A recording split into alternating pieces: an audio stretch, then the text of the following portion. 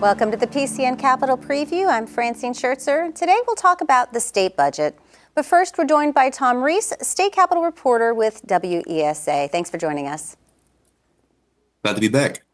In a recent article, you posed the question of why Governor Josh Shapiro, rather than Attorney General Dave Sunday, filed suit against the Trump administration over the freezing of federal funds. Why was this delegated to the governor's office? It appears that most states who have Democratic attorneys general decided to join together and sue the federal government over this. Pennsylvania does not have a Democratic attorney general. Dave Sunday is a Republican. And while he did, in his office, did say that, hey, we did not stand in the way of Governor Josh Shapiro doing this, it doesn't look like Republican attorneys general wanted to put their names on a lawsuit opposing the Trump administration. Is it typically the role of the attorney general to file such lawsuits? It is. And in the lawsuit, if it's only a month ago, people might remember, it does feel like a little bit longer, that the Office of Management and Budget, OMB, people were referring to it as, saw this lawsuit. And if anyone pulled it up to look at it, you see the state of New Jersey, the state of Maryland, you see all these state names. And if the attorney general decides to sue, if Dave Sunday had decided to sue, we would have seen the state of Pennsylvania or the Commonwealth of Pennsylvania on that.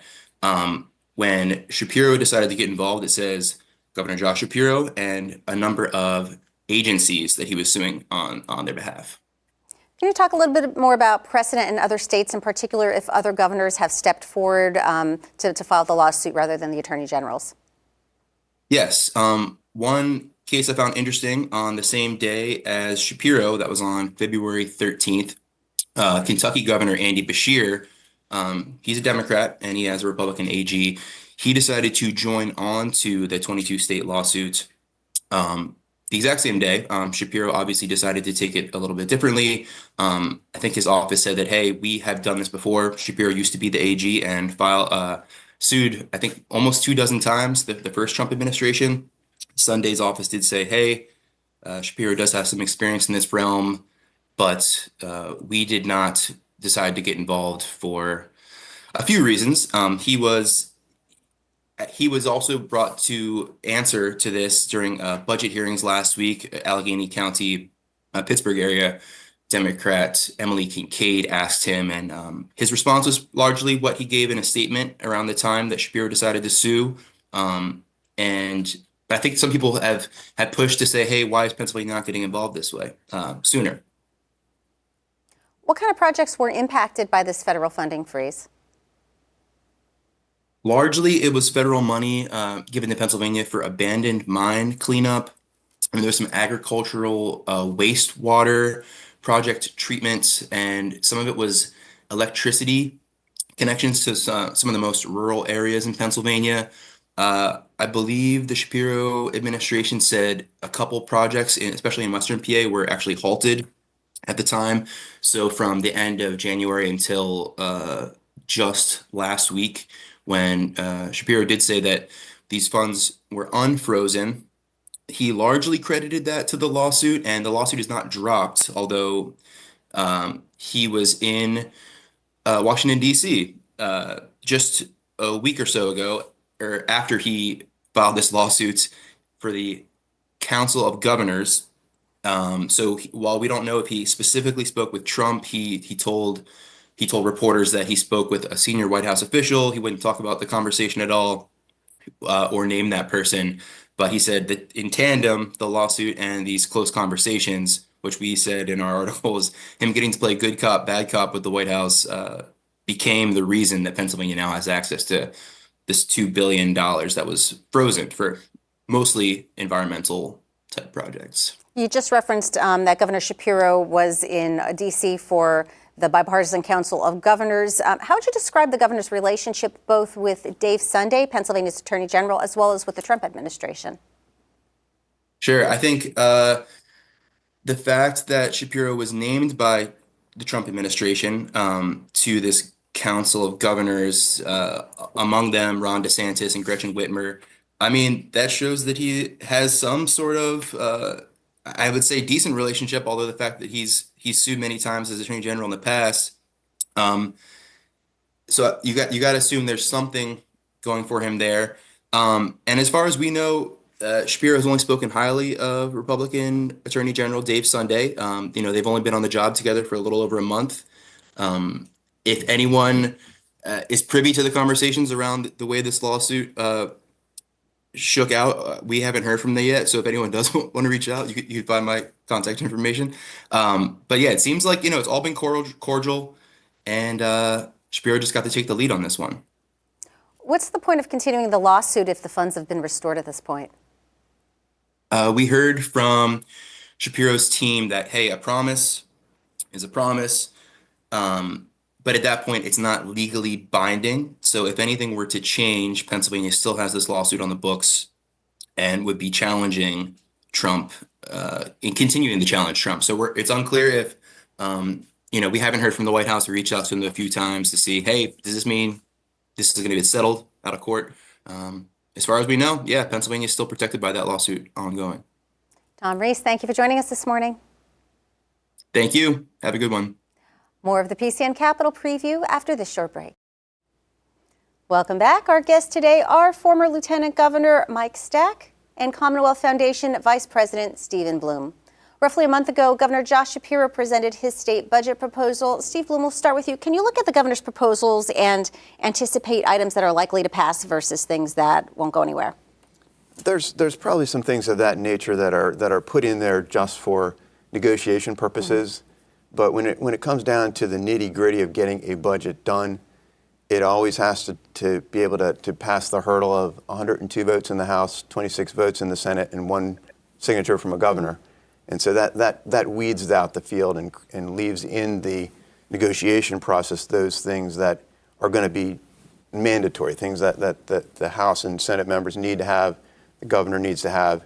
And it's complex, and that's why it takes several months long, because it's a big, complex negotiation. But the three main players are the governor, of course, the House majority, and the Senate majority. And those are the three groups that are kind of have to knock heads with each other and argue and talk through over the next 3 months or so. Mike Stack, similar question. Are there certain initiatives that jump out to you as being an easy pass versus things that may not go anywhere? Well, the first thing I think is really interesting, the last year we had this gigantic surplus, and then this year there seems to be an argument about whether there is a structural deficit, which the Republicans are saying, versus what Democrats say. The tax revenues are coming in, and the budget seems to be nice and plump and lots of money to spend. But the bottom line is we're approaching it as though there's going to be a deficit. So I think there's some interesting items to fill the budget gaps. And I think all of them are going to have some interesting fights connected with them, some of it emotional. But I think you got the ever-looming legalization of marijuana piece mixed in there. You've got the skill games piece, and of course you've got the energy new initiatives mixed with old initiatives, including natural gas in Pennsylvania. So I think you're going to have a number of things that are going to cause some debate. The bottom line is, I think we're going to play this song and dance game for a couple of months, posturing and acting, and then at some point there will be an agreement. I always feel like, can't we get close? Let's have the argument right now, and then in 2 or 3 weeks, let's solve the argument. But it's going to be a long walk to June 30th. How do the governor's estimates compare to the projections that we've seen from the Independent Fiscal Office? I mean, the governor takes a much more optimistic view of the revenue that's likely to be generated by his budget proposal. If we look at the Independent Fiscal Office, with the IFO, which is the nonpartisan group that evaluates the financial impacts of the budget and so forth, the revenue is just not there to support it. Right now, we're already looking at, we locked in for the past year a $3.6 billion structural deficit. And what that's going to do is ultimately drain the reserve accounts and then drain the rainy day fund, which Pennsylvania worked for years and years to restore, because having a strong rainy day fund allows you to have a better credit rating. So when you're borrowing money for bond issues and all that sort of thing, you get more favorable rates. Unfortunately, what Governor Shapiro has proposed with his opening proposal, and again, it's a proposal. Everyone knows that's not the budget that's going to pass.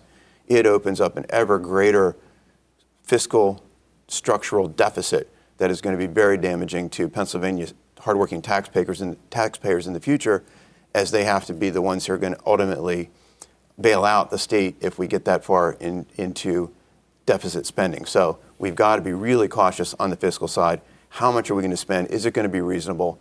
And can we do it in a way that doesn't threaten taxpayers with tax increases and still delivers a budget that can actually pass and be enacted? Mike Stack, how do you feel about the governor's proposal to utilize a portion of the rainy day fund within his budget proposal? Well, look, the governor's not a foolish guy. I mean, he's looking at what he can most utilize the numbers with. I prefer to leave the rainy day fund untapped. But Governor Shapiro wants to use some of the funds and feels that the revenue coming in is sufficient. So, as Steve Bloom said, it's really it's an initial volley on what he would like to do. I don't know if it's a general principle that on the Republican side that there should be no tapping of the rainy day fund. We've of course done it many times before. But I agree with Steve. It is important to protect the rainy day fund. So I think there are other options that the governor can still consider, and he certainly will during these next couple of months. I'll pose this to both of you. How do you plan a budget when there's so much current uncertainty at the federal level? Well, it's difficult, and it's one of my old friends who used to be the appropriations chair from Philadelphia said it's not about numbers, it's about votes. And so it's a very complicated process, particularly in light of President Trump connecting a lot of leverage to federal funding to the states. And so that creates a lot of uncertainty with regard to the anticipated federal aid that comes to Pennsylvania. So you can't calculate what Congress is doing, what's going on in the federal government. You could try to. I don't think that you're going to be able to really anticipate everything that's going to go on. But that is just another huge issue that sometimes is outside of your control as a state legislator, or a governor.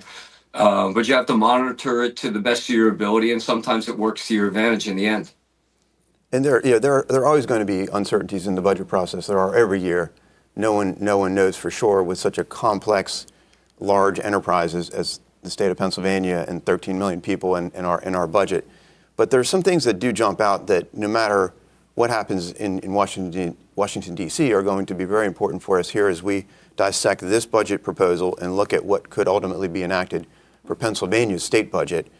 And two of the big things are the state of education and education spending and educational reforms toward expanding school choice in Pennsylvania, and also looking at the federal Medicaid programs and human services programs that are driving a lot of the costs that are in the budget. I used to do, when I was a member of the State House for 8 years, I represented in the Carlisle area, and when I would have town halls for my constituents, one of the graphs I would always bring was a large circular graph showing where the different elements of spending will be on the proposed new budget for the year. And people don't realize until they see that literally 2/3 of our state budget is education and public welfare. You can, all the other things we talk about, things you think of when you think of the government, whether it's the state police or PennDOT or whatever, you name it, they're all in just this 1/3 of the budget. 2/3 is driven by educational spending and human services spending. So that's really where you've got to look in terms of, are we getting the results we deserve for the expenditures that we are making in those arenas? And I would say in many cases, no. We're seeing real struggles, especially in Pennsylvania's public school system. There was just the national report card was just issued that evaluates all the school districts across the state and the country. In Pennsylvania, for 8th graders, 69% of Pennsylvania 8th graders in our public schools are not proficient in math, and 69%, the same number, not proficient in reading. And if you take that to some of the urban areas, like Philadelphia in particular, 85% are not proficient in math and 82% not proficient in reading. That's just a disgrace. It's a tragic waste of potential for the students who are captured in a district like that, where 82, 83, 84% of people aren't even proficient in the basics. It's just a real injustice. So we need to see, for example, serious reforms in the public school system, things like Lifeline Scholarship and other ways we can get kids who are trapped in a failing school to have the same kind of opportunity that their peers would have who happen to live in a more wealthy area with better schools. Mike Stack, what do you see as a solution to some of the educational deficiencies that Steve Bloom had just noted? Well, Steve really has delineated some of the big problems, and it's a big problem that I have with, of course, coming from a big city in Philadelphia, with where schools are failing across the board in the key areas, and but not just in Philadelphia, across the state. So I've always thought, certainly, I believe in more education funding if we can find that it's quantifiable and performance related. And what we have is, in a lot of situations, we have money going into schools that is not necessarily improving performance. In fact, it's not improving performance. So I'm open to considering many more options to funding education. But I think year after year, we have this argument between urban areas and rural areas, public education advocates, or those looking for other choice-related options. But the bottom line is our spending has got to be related to improving performance. The money has to go into the classrooms and not into administration, not into high salaries, not into beautiful new big buildings, but it has to get to those kids. And we also have to reach the kids that have learning disabilities or other kinds of alternate ways of learning. And we have to be more innovative like the rest of the world and learn how to reach these kids. And the math and reading area is, of course, what we've used as the guidepost to how kids are doing, and they're doing poorly in it. So we have to double down and figure out better innovation in our education process. But yeah, it's a huge part of the budget. Year after year, people say, yes, I want more education funding, or I want better education, but we haven't solved the problem on how we do that. Stephen had just a moment ago referenced some school choice options such as Lifeline scholarships. I know in past years EITC has been funded and expanded. Would you support those options as well? Well, I had supported the EITC when I was in the legislature, and I've supported charter school expansion in Philadelphia because I believe, when you sort of you lessen the bureaucracy and you let a smaller group of administrators run the school sort of in their vision for how to get the kids to perform, I think we've found that's been really successful. So with regard to innovation and other options, I think we've got to consider everything on the board, and we've got failing schools all over the place year after year after year that should be allowed to close because they're not performing like any other business or any other endeavor in the state and in the country. So the kids are the ones that are the victims of this. It's hard enough to get kids into school in a safe environment where they're going to sit in their seat and attend class and learn. Then if we have that problem solved, then we've got to be effective in the classroom. So listen, Governor Shapiro has been interested in the school choice issue and potential vouchers for a lot of years. It's a big issue, mostly on the Republican side. It sometimes is a huge deal breaker on the Democratic side, who see it sort of as the death knell for public education. I don't necessarily agree. I think somewhere in between, there are options to save the kids and help them succeed, and we should not be terrified by some political misconception about providing other options to kids so that they can learn. Mike, I really appreciate your outlook on that. I think that's an honest and accurate description of what's going on, and the fact that we do need to see some performance measures involved. We can't just throw money at the problem. We need to make sure that it's actually helping kids. If you look at, again, sort of on the macro level, in Pennsylvania, we're already at a place where 75% of students attend a traditional brick and mortar public school, but 25% don't. A lot of them are cyber charter students, a lot of them are charter students, a lot of them are homeschooled, a lot of them are attending a public or a private or parochial school, and many of them are getting substantial assistance for scholarships like EITC and OSTC that help kids, especially those from a more challenging economic demographic, get access to a good education. If you look around the world, look at Western Europe, for example, whose schools continuously produce better outcomes than we do here in the United States, they talk about educational pluralism, multiple opportunities, because we know every kid is different, every family is different, and the resources they need are different. We have to have a choice. And fortunately, the trend is in the right direction. But for kids who are trapped today in a failing school and can't get help, that doesn't get them anything. We need to do something this year in this budget to make sure that kids trapped in the failing school, especially the bottom 15% of schools, are getting access to a way out, to a way where they can actually get an education that will lead them to success and fulfillment of their potential. Do you anticipate that any school choice options will be part of budget negotiations this year? I think they will. We've been talking at Commonwealth Foundation. We talk to everybody on both sides of the issue, and everyone acknowledges it's a real issue.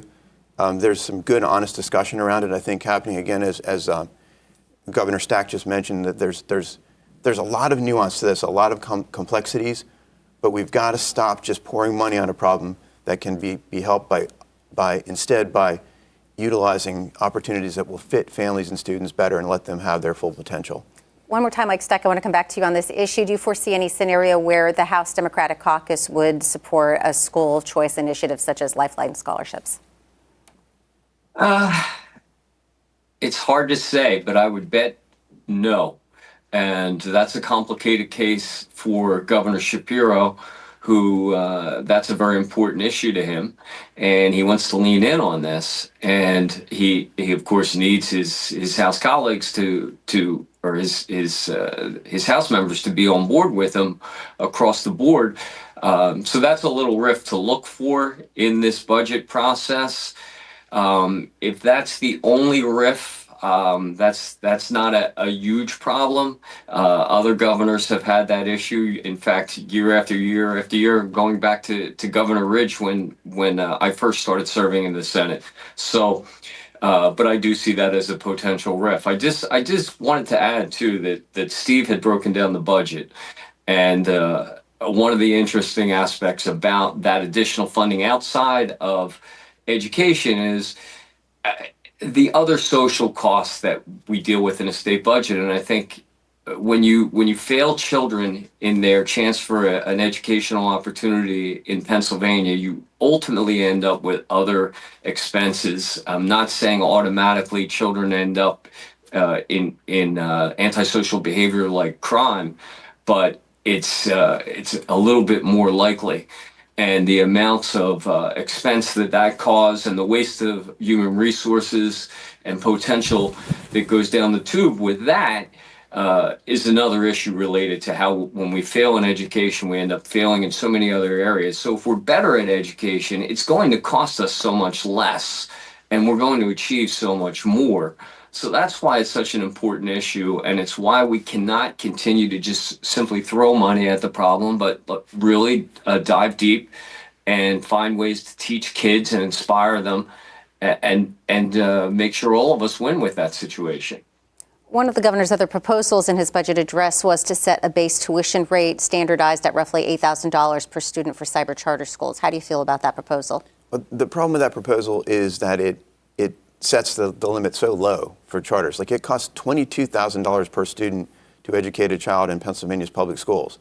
To then turn around and say, but if you're in a cyber charter school, you only need $8,000 to be proficient, that's completely unfair to those students and families that are enrolled in the charters and cyber charters. And again, many of them are the students who are the most needy, facing the most disadvantages, often the families with the least means in terms of economic resources. So when you're saying, we're going to cut you down to $8,000 versus the $22,000 that everybody else gets, something is wildly amiss there, especially when cyber charters are the area of our school district or our public school system that is really growing and thriving, especially post-pandemic. So to hurt the very thing that's being helpful and successful, allowing families to be successful, is just misguided in my opinion.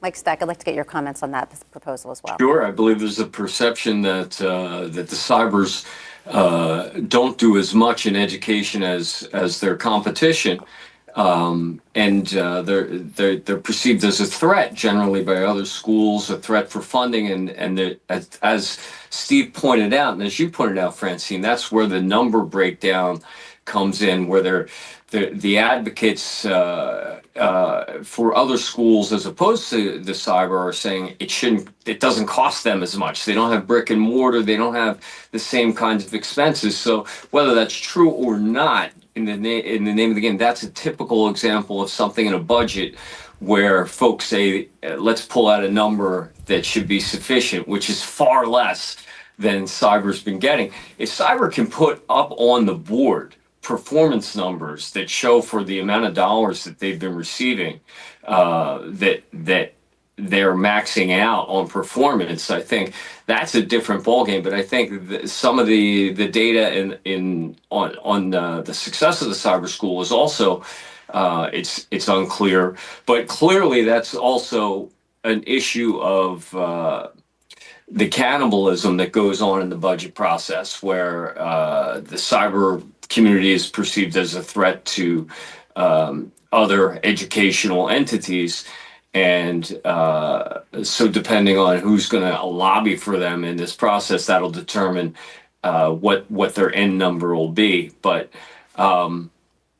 it's I agree with Steve in the post-pandemic world that we have moved rapidly to across the board, not just in education, to virtual performance in many things. It's perceived as less expensive and more efficient.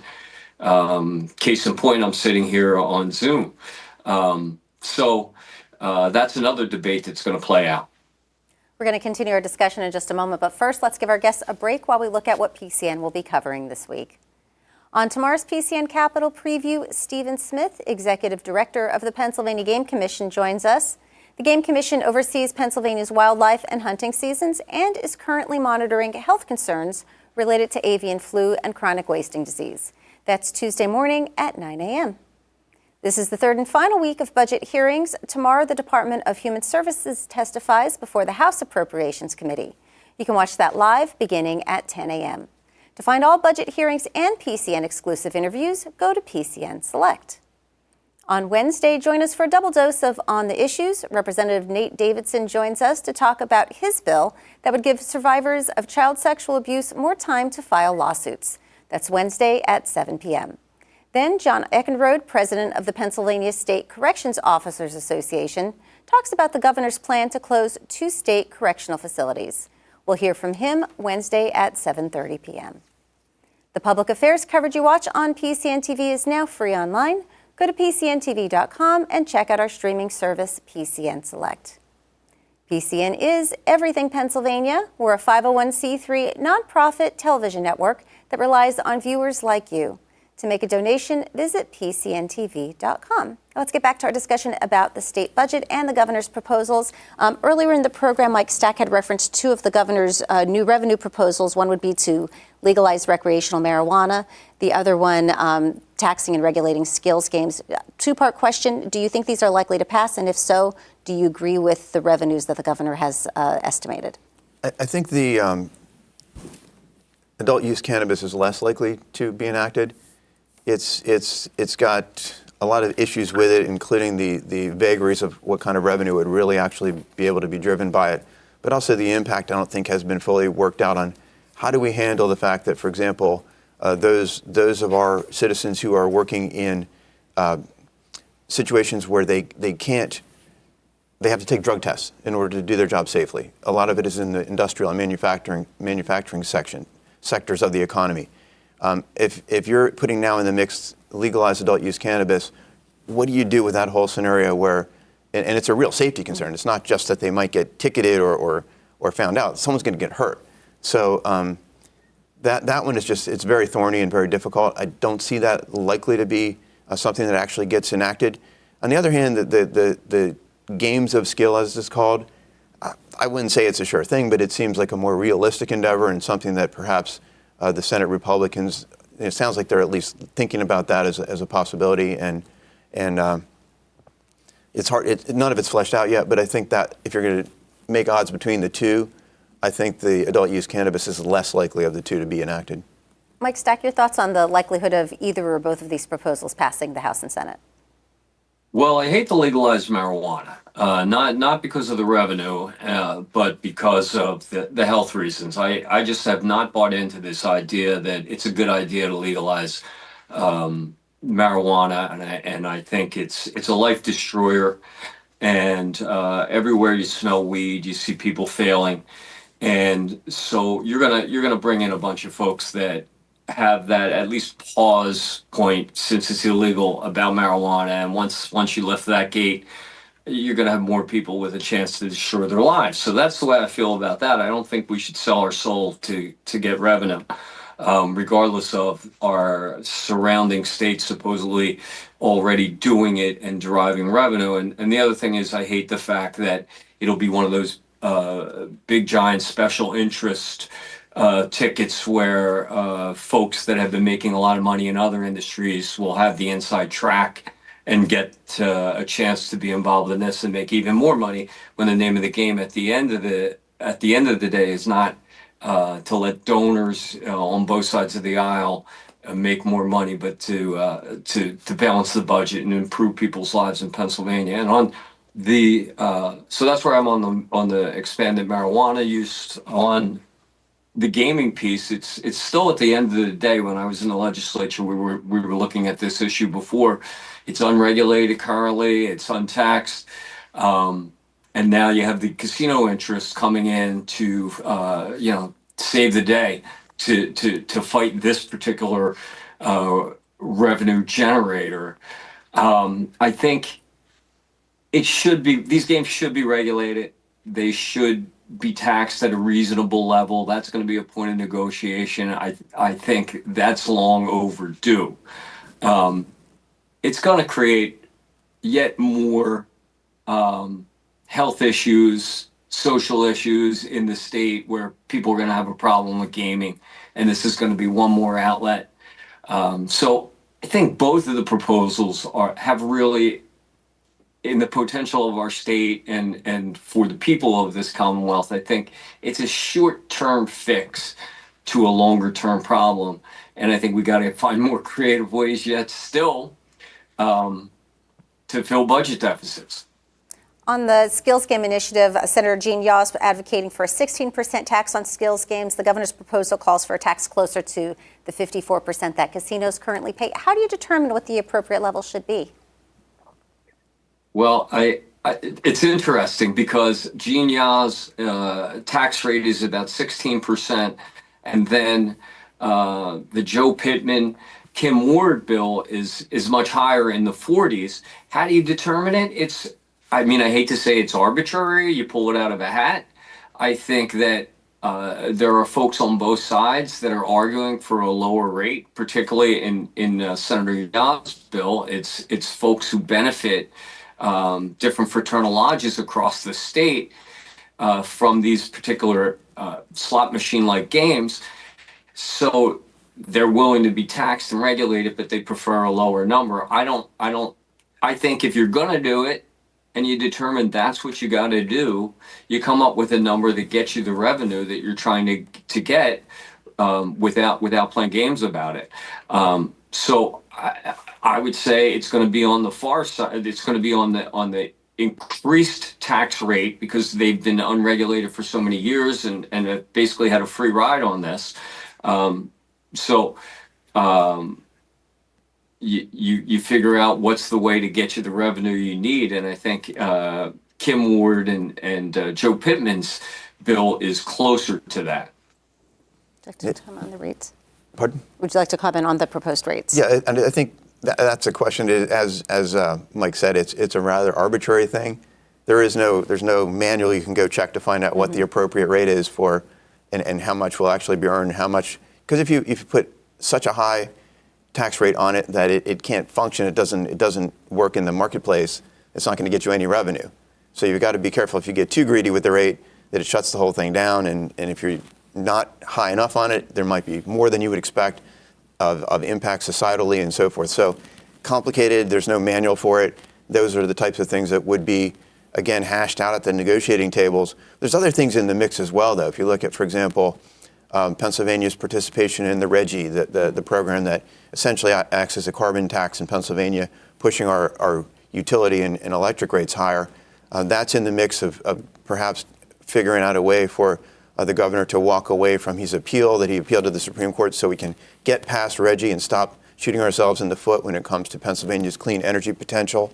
You have tax reforms, all different sorts of tax reforms that have been on the table, some new ones as well. But there's been absolutely an emphasis on reducing Pennsylvania's corporate net income tax. We should continue with that. That's another thing that is in the budget discussion mix. And regulatory reform as well. We constantly hear this, that it's so much easier to do business in other states where they don't have the onerous, unnecessary extra regulations that Pennsylvania has. So we've got to fight that as well in terms of just creating an environment where ultimately the state is thriving economically. We're competing with other states in a favorable manner for resources and employees as well. People want to move to Pennsylvania instead of move away. And so there's a lot going on there that has to be part of the whole budget package in order to create a sustainable future.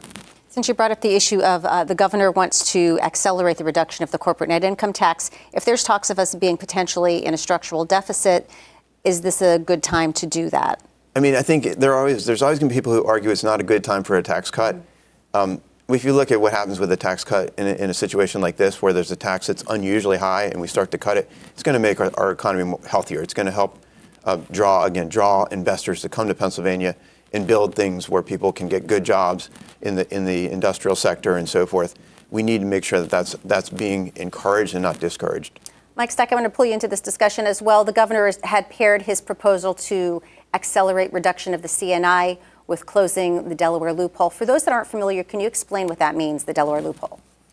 Right. Well, we've been dealing with this issue for a long time, and apparently you could be a Pennsylvania corporation and essentially technically be incorporated in Delaware, and then all the revenue that you're skirting your tax responsibility because of that loophole. So closing the Delaware loophole basically says, we use other criteria to recognize that you're a Pennsylvania corporation, and then you have to pay the appropriate tax.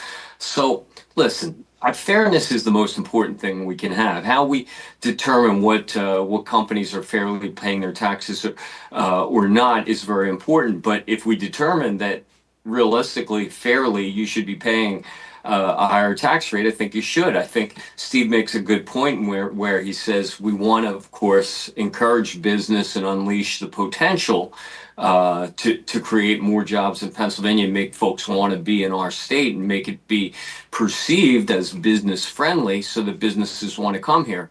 On the other hand, we can't let companies just sort of utilize the benefits of the great Commonwealth and then not pay their fair share through a technicality. So closing the Delaware loophole has been something that we've been trying to do and talking about for years, and I think it's a good idea.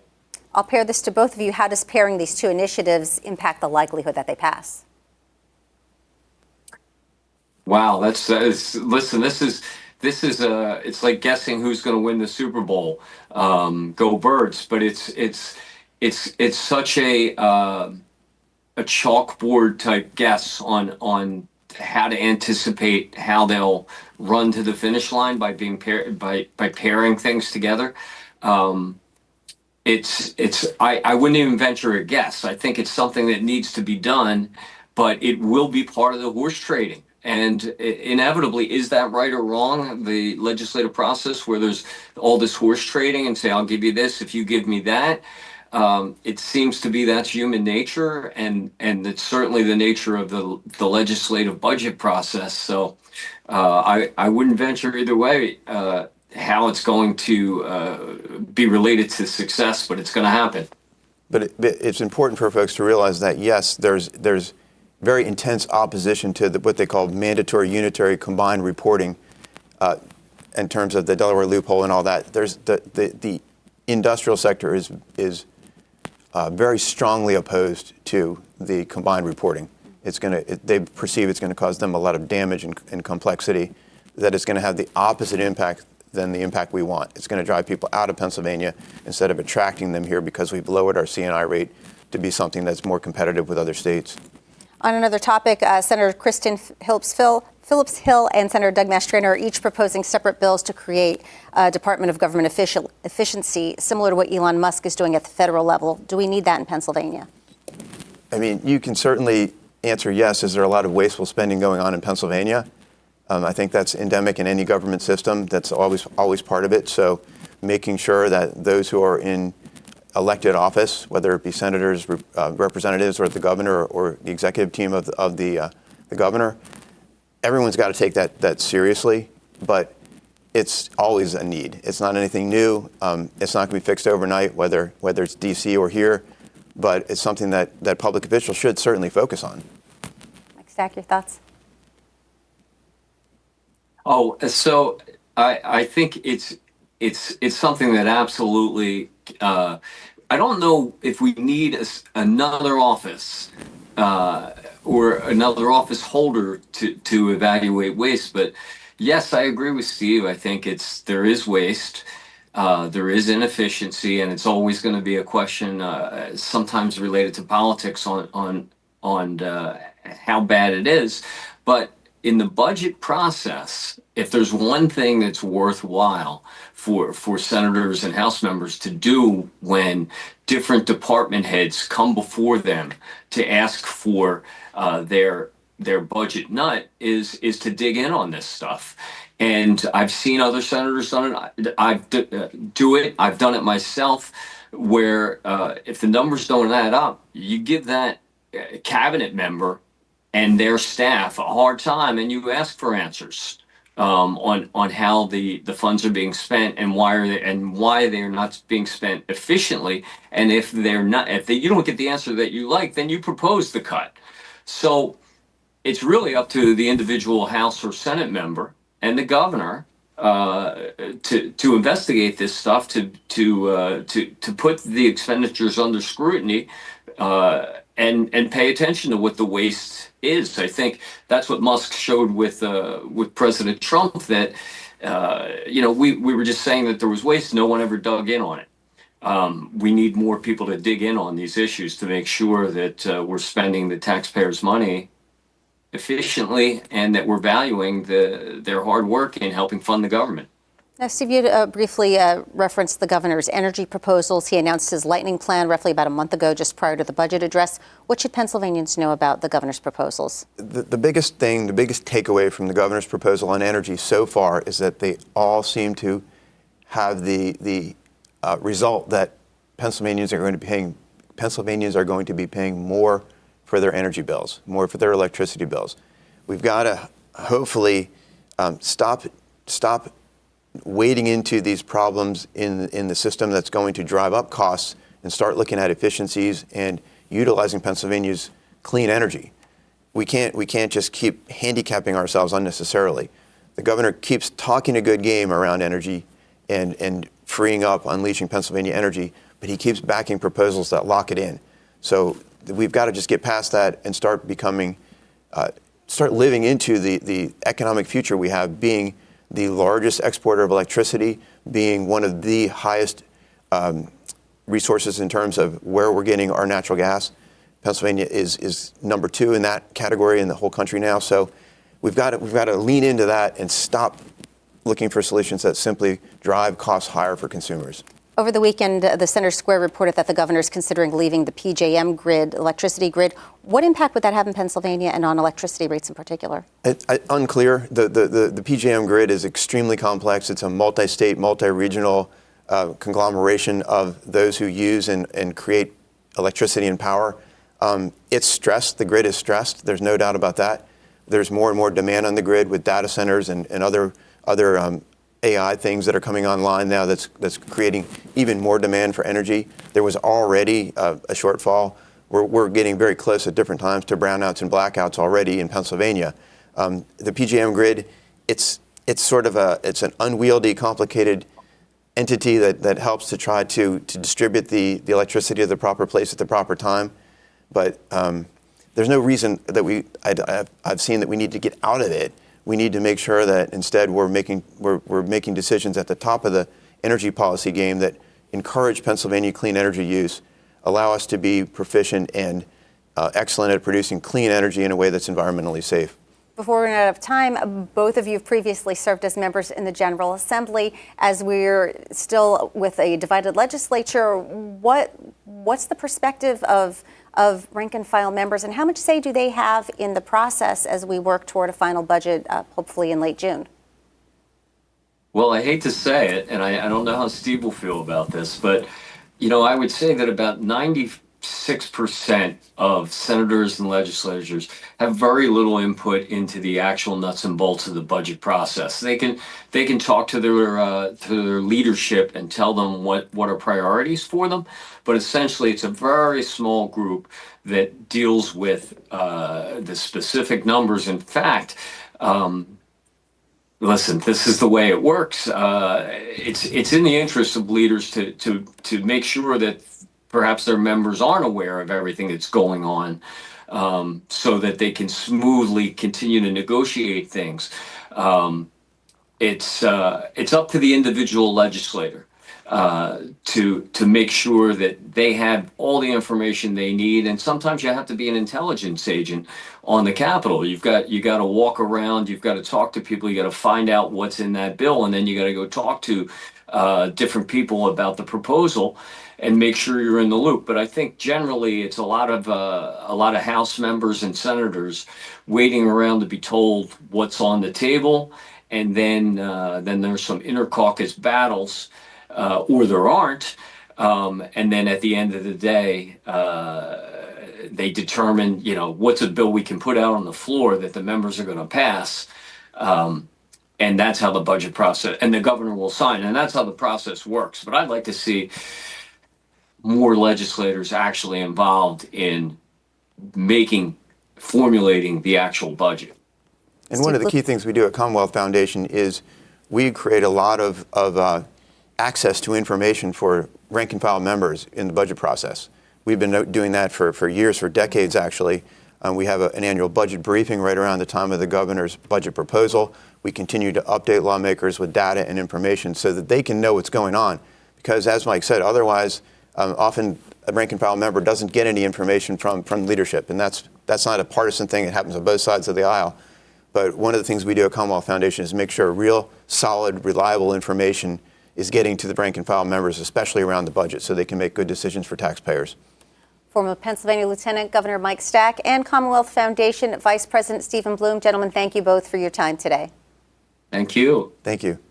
Earlier, PCN spoke with Representative Paul Friel about his legislation to change the state's cyber charter school funding formula. Welcome to our program. The Auditor General recently released his findings of an audit of 5 Pennsylvania cyber charter schools. What did he find? Well, the Auditor General's report was pretty enlightening in terms of the fund balances and the amount of taxpayer dollars that are going to cyber charter schools that are not being used for education of students, but rather either accumulating as a fund balance or being spent on real estate acquisition. You've recently introduced a bill involving funding for these cyber charter schools. What would that bill do? So the first bill I introduced is to claw back a lot of that fund balance, which is really taxpayer dollars. So when our cyber students, when they go to school, the local school district pays that cyber charter, not an amount that's relative to the cost of educating that student, but rather what the bricks and mortar spends. And those cyber charter schools are not accountable to the taxpayers on how they spend those dollars. So a lot of them have accumulated large balances, sometimes in excess of 2 and 3 times what they spend on educating the students. They're just keeping on their balance sheet. Others are making large real estate acquisitions. And why a cyber charter needs a bunch of real estate that doesn't have anything to do with delivery of educational services to students, I don't know. That's something that our taxpayers shouldn't do. So my bill seeks to claw that money back and treat them just like any other school district in the Commonwealth, where there's a limit on that fund balance.